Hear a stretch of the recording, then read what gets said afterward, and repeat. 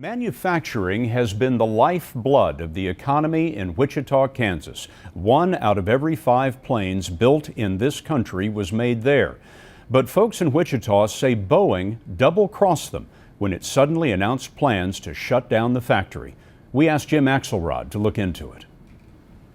Boeing has produced planes in Wichita since the 1920s, employing generations of workers like Ted Bates, an engineer for 34 years. You feel grateful for a career at Boeing? Yes. Yes. But now employees like Bates are shaking their heads at how Boeing's treated their hometown. You lose respect for those people who can't keep a consistent story.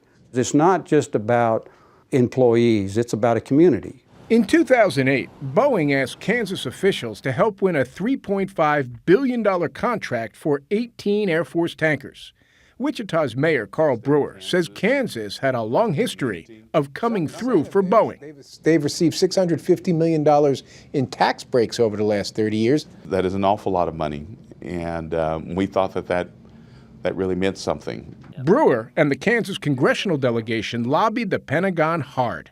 In return, Boeing promised the tanker work would be kept in Wichita, saving 2,100 jobs and creating 7,500 more.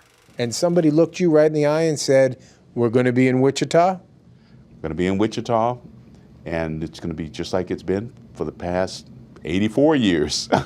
All that lobbying paid off. Boeing was awarded the $3.5 billion contract last February. No one here heard another word until November, when Boeing suddenly announced it was rethinking its plans. The company decided its production costs in Wichita were too high. It was moving the tanker work out of Kansas to other U.S. plants and was closing its Wichita operation next year. Do you feel duped? Well, you can't help but feel that way because, in fact, by 2013, I'll have 2,100 workers that are out there that are trying to figure out what's going to happen in the future. Plus 7,500 jobs that never came here. Plus 7,500 jobs that will not come here. Brewer, who worked for Boeing for 20 years, would love an explanation from his old company.